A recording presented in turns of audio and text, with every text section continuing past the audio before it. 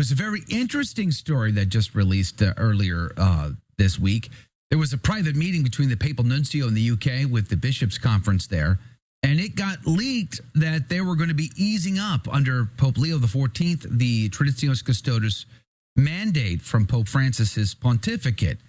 Well, they've issued a statement saying, hey, we're sorry, we regret that got leaked, but don't you worry, we're going to be enforcing traditionis custodes. So what's the truth? Where is the actual, facts in this case? We've invited Mark Lambert from Catholic Unscripted with a great article over there I'm going to be linking to today. Beyond the Battle Lines, Leo XIV's New Liturgical Horizon. Mark joins us. Good morning to you, Mark. Thank you for your time. Hi, Joe. Good to be here. Well, where's the truth? Where are the lies? The rumors are swirling. Is he easing? Is he not? What are we doing? Yes, great, isn't it? Funnily enough, I don't know if you know, but I was the one who actually broke this story on Twitter. Yeah, so, and this is all your fault. I really didn't know it would gain so much traction. It was just a little sort of a side comment, and it went viral. And then everyone seemed to be reporting on it. But I had actually got, confirmation from several different sources that this is what had been said in the Bishops' Conference, completely disconnected sources. So, and I think it speaks to the fact that there's so much excitement, that there is an Orthodox level of clergy they all want this. They all want traditionis custodes to be rescinded. And obviously Pope Leo has spoken about the fact that there can't be, any justice, that in order for there to be truth, there needs to be justice, and he doesn't seem, we're all frustrated because he doesn't seem to be following through on a lot of the things that he said with regard to the liturgy. And then we've got all these signs, the Mass at St. Peter's with Cardinal Burke, and now he's met with this Brazilian bishop who's only got oversight over the traditional Mass. And you have to be able to reconcile the two things. And I suppose you have to put it in the context of the fact that, I think, as we said before, Pope Leo has walked into a curia, into an environment that is run by the Bergoglian machine that Pope Francis put in place. This is what's going to be there. The people who traditionis custodes can be read on its own in the light that Pope Leo seems to be reading it, which is to divorce it from the 2,000 odd word accompanying letter that Francis put with it that said we're doing this to kill the traditional Mass. And so he seems to have separated those two things now and to be pushing in a direction of justice, thanks be to God. That's how it seems to me. And certainly we've had it confirmed since that leak, and since the Nuncio's remarks there that was posted on the Catholic Bishops of England and Wales website is obviously, apparently I've heard behind the scenes he's absolutely furious that this was leaked. They know the bishop, that I think they've figured out who the bishop is who leaked it, and you can imagine all the machinations that go on. But this was, apparently it was openly articulated to the bishops that this was the situation. So it's like the usual thing, isn't it, Joe, where you've got look, this is what's really going on, boys, and this is what we're going to tell the people, something completely different. Yeah. So just to be clear, in the meeting, the Nuncio communicated to the bishops that Pope Leo would grant any extension that any bishop asked for the traditional Latin Mass in England, in Wales. Yes, and it wasn't articulated quite as bluntly as I put in the tweet. There was some nuance to it, but fundamentally, he communicated a complete shift of attitude under Pope Leo from Pope Francis. So obviously, you can see why he's got to be careful about getting that out into the open, because it's going to create tension with the people who are supporting the hermeneutic of rupture that Pope Francis was, the prince of.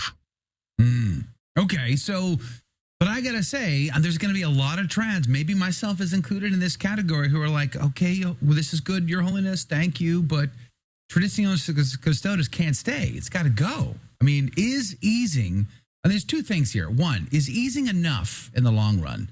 Is this just a stop on the journey towards where we hope to go, or is this the final plan? Is just to ease things up, number one. Number two, A bishop still has to ask. There's going to be a lot of bishops who will never ask, Mark, and the traditionis custodes, tyranny will remain in place in places like Charlotte or Detroit or maybe even in the United Kingdom and places around the world. So it kind of it doesn't really solve the problem, does it? Well, this was the UK Nuncio, remember, speaking to the UK bishops. So I think the pervasive attitude in the UK is different anyway. It's hardly been implemented. There was one diocese, which was Clifton, who followed through with the motu proprio, and basically that bishop is now left under a cloud, under dubious circumstances. So wow. Really, we just ignored it. What happened in the UK was that it just ignored, and everything continued as it was. Okay, there were a few things, like we had traditional confirmations in Spanish Place in London that was done by the Latin Mass Society. That all stopped.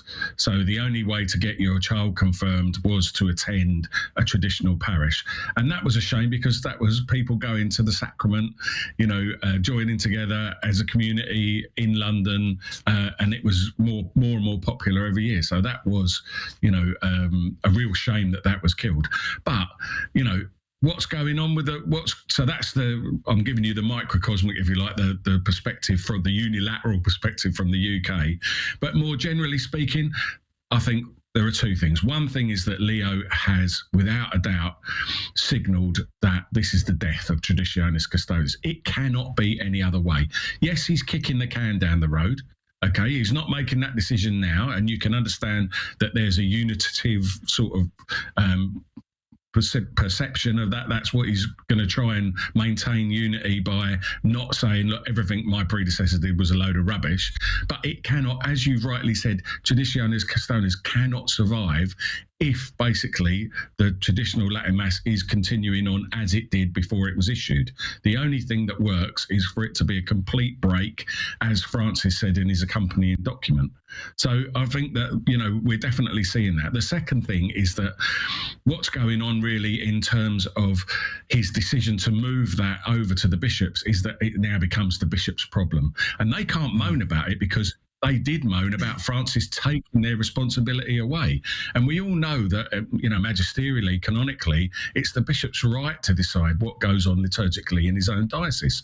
So Leo is returning to, a proper perception of the law here. He's not doing anything wild or wacky or anything like that. But it does move the spotlight away from Rome, doesn't it, and onto the individual bishops. So, like you say, in places like Charlotte, it gives us a license as lay people to really sort of start to focus our attention now on these people and say, how does this sit? How can you continue with this? It's unlawful. We deserve the sacraments. We deserve the traditional method. Yeah, we do. I just wonder whether or not this puts many in a gray zone if it remains that the bishop can ask or not ask to his decision, because I don't want to wish to subvert the authority of bishops at all. But at the same time, if the bishop chooses never to ask and continues to act in the way that, say, the Charlotte bishop has, which is to punish the traditional Latin Mass community intentionally, as from his own words, then what are the lay folk left with? If they appeal to Rome, they're only going to be told it's up to the bishop. It seems interesting that all the bishops who are doing this are recently appointed bishops under Pope Francis, aren't they? And, you have to wonder, as Cardinal Robert Prevost was the head of that dicastery, he must have an understanding of what was going on within that dicastery. I think in a way we put everything on the Pope. I mean, it's this Jubilee celebration thing is another example of it, isn't it? It's like what the table arrangements are. That all comes down to what our perception of the Pope is, who's sitting with him, who's not sitting with him, and he's getting beaten up from both sides. But I suppose we have to remember to pray for him, Joe, don't we? Because he's one man. All right, he's the most important man. He's the successor of Peter, but he's one man, and he's in there in this, what we know is a political machine there are all different factions in there pushing in different directions, and we know that it's been loaded up by Pope Francis to go in a certain direction. So this is why I think it's so important that we don't just throw our toys toys out the pram constantly. As soon as we see anything, there's immediate reporting on issues. Oh, that's it, he's Francis II, whatever. And I think it's important that we try and say, thank you, Holy Father, and we support you and we love you and we're praying for you, and call it out when it's bad. Let's call it out. I think that the press conference, the Supich Durban thing was a terrible thing, but at the same time, let's be balanced in the way that we report these things.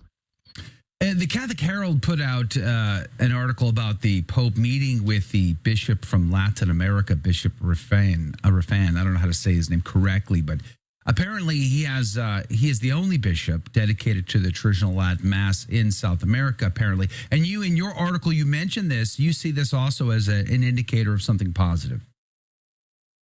Yeah, and he had a meeting yesterday morning with a group about the liturgy where everything, what's missing is all that pejorative language that Francis used. We don't hear any of that anymore.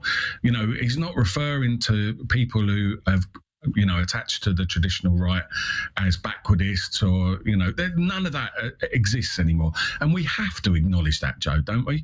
I mean, even if it's not it's not the concrete tearing up of traditionis, custodes that we want, you'd be blind not to see that things have changed and that Pope Leo is taking a different. He's welcomed back Cardinal Sarah and Cardinal Burke. He's allowed the traditional Mass in St. Peter. All right, these are baubles. They're not what we want to see, but they're a sign of a change of trajectory, and we have to acknowledge that, surely, don't we? Oh, we do. Amen. The glass half full. I like it when we get an optimist on the team. I, however, am a pessimist. So by my nature, I have to say, yes, headed in the right direction. Yes, happy and appreciative for these advances. But does it stop here? That's the question ringing in the back of my head. Are we going to go any further? Is this going to go where it needs to go?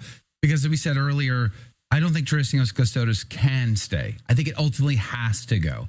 The question is what happens after traditionis custodes? That's the big question, and I think a lot of people's minds today. So I am happy with Pope Leo XIV's efforts here. I'm just worried it will be all there is. And man, that would not be good enough for so many Catholics who are crying out, asking for mercy, and receiving the strong backhand of their local bishop in that regard. And that would be terrible. Hey, I'm going to put a link to this article over at Catholic Unscripted. Very, very good. It covers this very quickly and on balance.